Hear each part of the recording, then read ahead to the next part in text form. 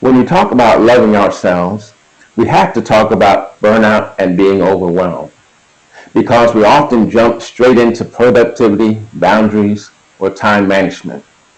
But the truth is, the root of burnout is almost always a love deficit, not a lack of love for others, but a lack of love for yourself.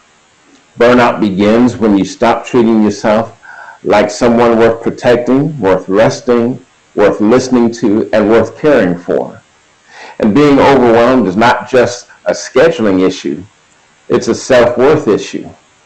It's what happens when you give everyone else the compassion, patience, and understanding that you refuse to give to yourself. So today, I want to talk about burnout and overwhelm as related to loving yourself. So grab yourself a cup of coffee or your favorite beverage, have a seat, and let's talk about it right here on A Different Choice. Oh, you gotta love yourself.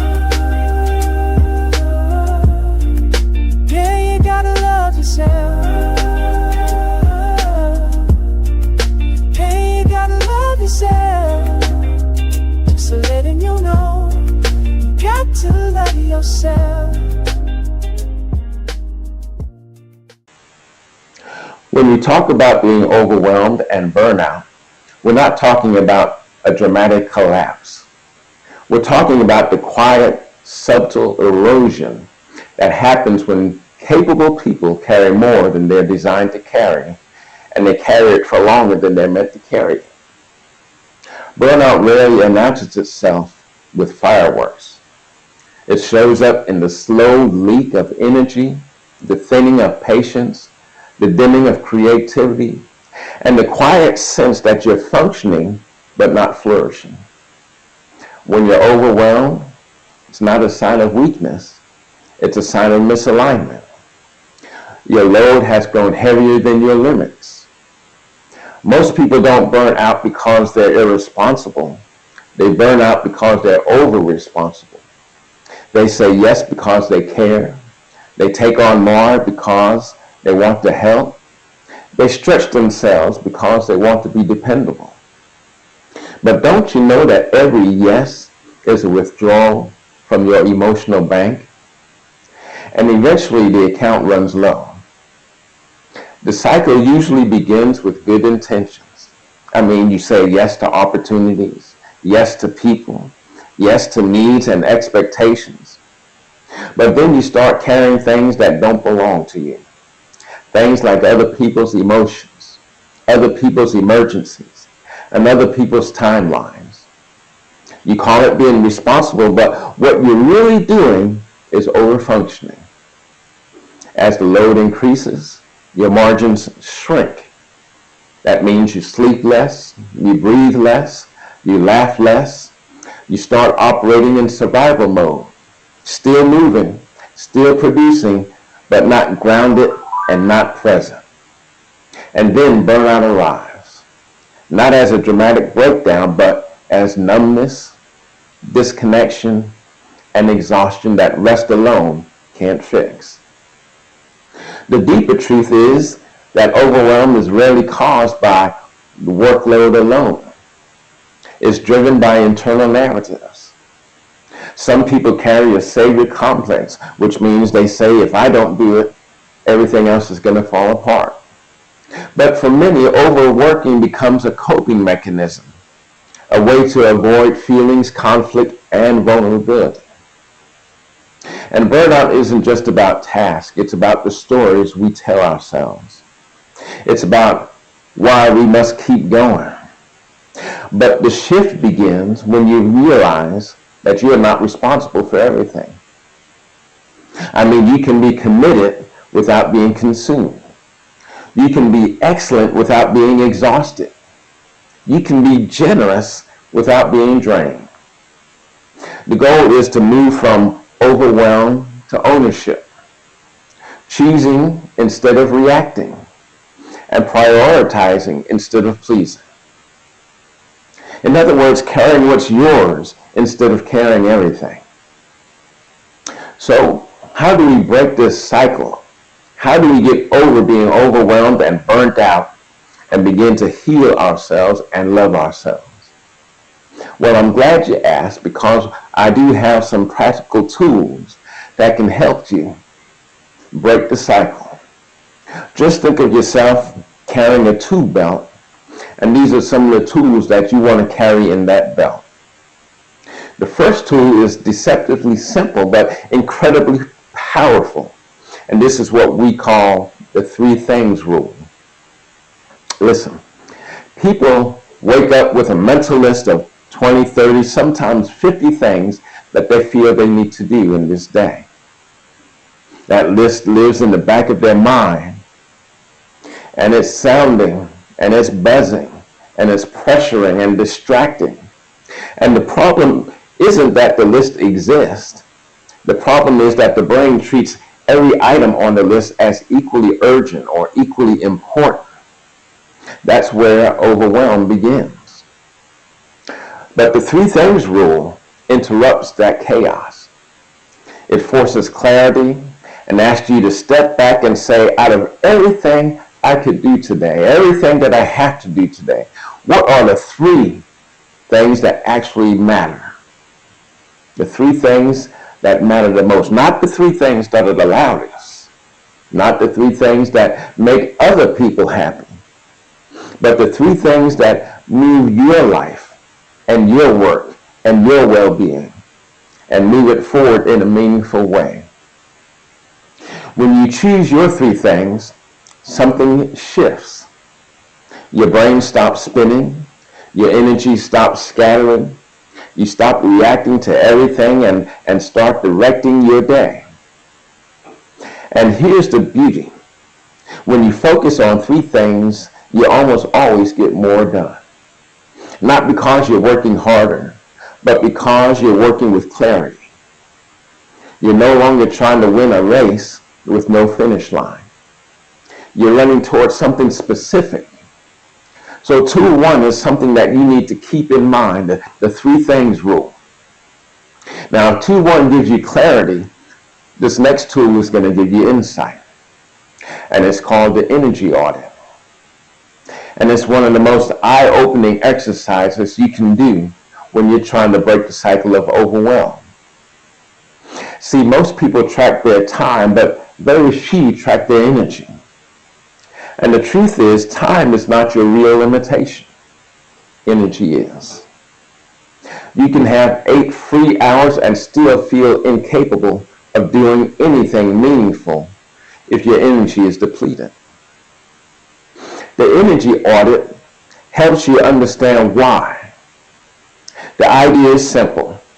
You look at your life through 3 lenses: what drains you, what sustains you, and what restores you. These 3 categories reveal patterns you didn't see when you're just trying to push through your week.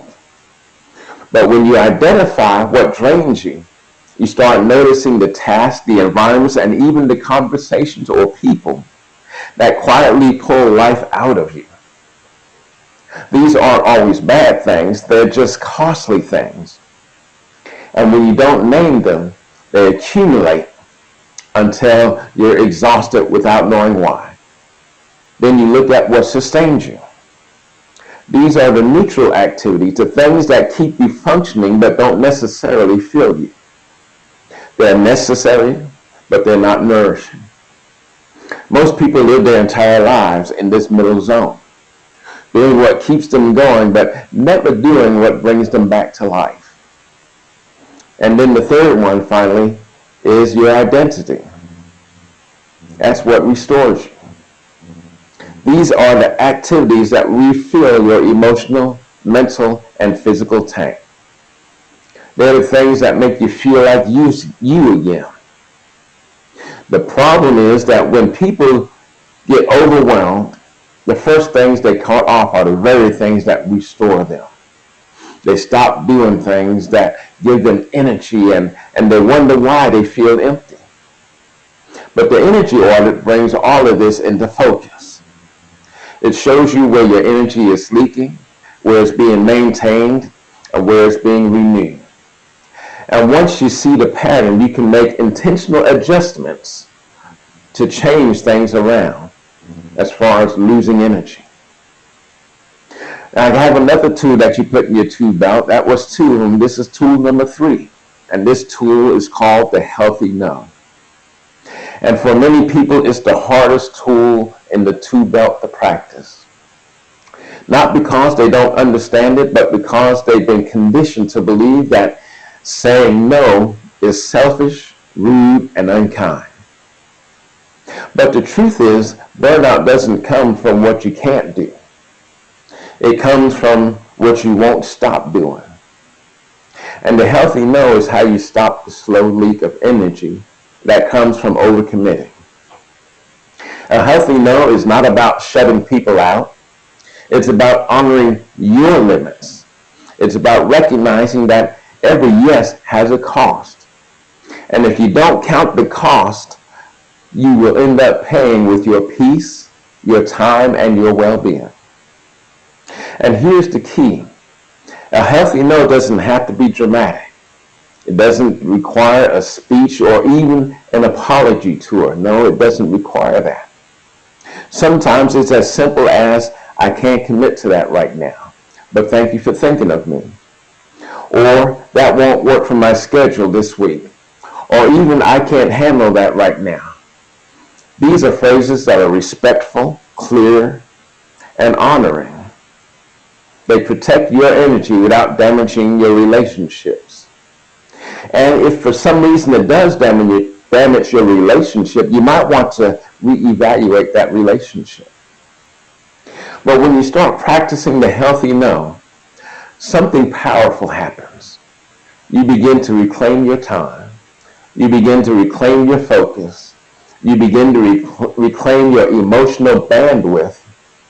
And the people around you start adjusting, not because you become less helpful, but because you become more honest.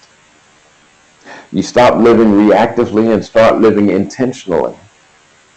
And something else you should think about with those 3 tools, we're going to add one more, and that is the margin hour.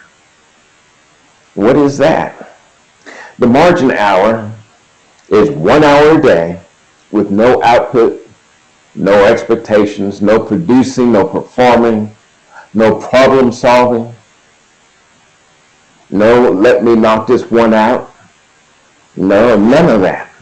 A margin hour is an hour where you step out of the constant demand to be useful and allow yourself to simply exist. And for many people that feels almost impossible because they've been trained to believe that rest must be delayed until everything else is done. But the truth is, everything else is never done. If you wait for life to slow down, you'll be waiting forever. Now, what you do during this hour isn't really the point. You can sit in silence, you can walk, you can read something nourishing, you can pray, you can meditate. The activity really doesn't matter. The absence of pressure is what matters. The goal is to create a pocket of time where you're not responsible for anything or anyone. A space where you're not reacting, fixing, or performing. A place where you can hear yourself again. The more consistently you practice it, the more you realize something powerful. Rest is not a reward. Rest is a requirement. It's not what you do when everything else is finished. It's what allows you to finish anything at all. When I had my regular job, my 9-to-5 job, my margin hour was my lunch hour, but I didn't take it at the job. I went away somewhere where there was no responsibilities, no pressure, and I took that hour. So the margin hour is very important. Let me tell you about the last tool in your tool list. And I believe this is very important also. I think all 5 of them are important, but listen to this one. Just as important as the healthy no and the margin hour, and that is to stop doing list. And it's one of the most liberating things that you can do when you're trying to break the cycle of overwhelm. The stop doing list forces you to confront a truth we often avoid. You cannot keep living at full capacity and expect to stay healthy. Something has to give, and something has to go.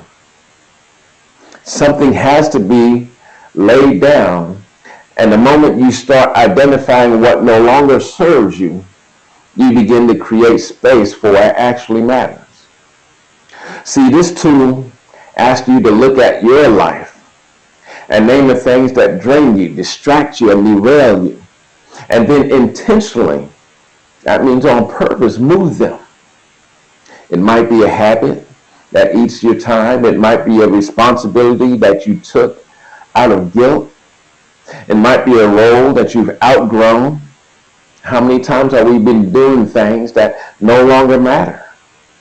It might be a commitment that you once made that made sense then but no longer aligns with your season or where you are right now.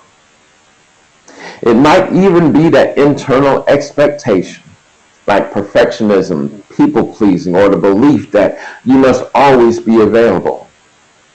The stop doing list is not about quitting everything. It's about releasing the right things. It's about recognizing that every unnecessary commitment steals energy from the things that truly matter.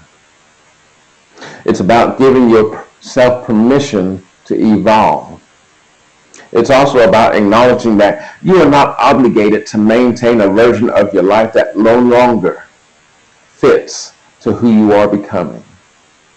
And here's the most powerful part. When you start removing the things that drain you, you don't just free up time, you free up emotional space. You free up creativity. You free up mental clarity. You free up the capacity to say yes to the things that align with your purpose, your values, your well-being. And when you start to see yourself again, you begin to love yourself again. Just think about this. You are allowed to rest. You are allowed to slow down. You are allowed to be human. Your worth is not measured by your output, and your value is not tied to your pace. You don't have to overwhelm yourself to be effective. And you don't even have to burn out to prove that you care. You can build a life that sustains you and not one that drains you. So throughout this week, go back over this video and think about the tools that you're going to have in your toolbox. The 3 things rule, the energy audit, the healthy no, the margin hour, and the stop doing list. And I believe that will help you stop from being overwhelmed, help you get out of this burnout phase that you may be in, and help you to forgive and to love yourself, because that's the main goal. So come back next week. We got something else for you to help you to learn to love yourself. And like I say, when you learn to love yourself, you'll be able to love others even more. So for the next 7 days, be good to yourself, forgive yourself, and most importantly, love yourself. And we'll see you next time here on A Different Choice. Ooh, you gotta love yourself. Yeah, you gotta love yourself. Hey, you gotta love yourself. Just letting you know, you got to love yourself.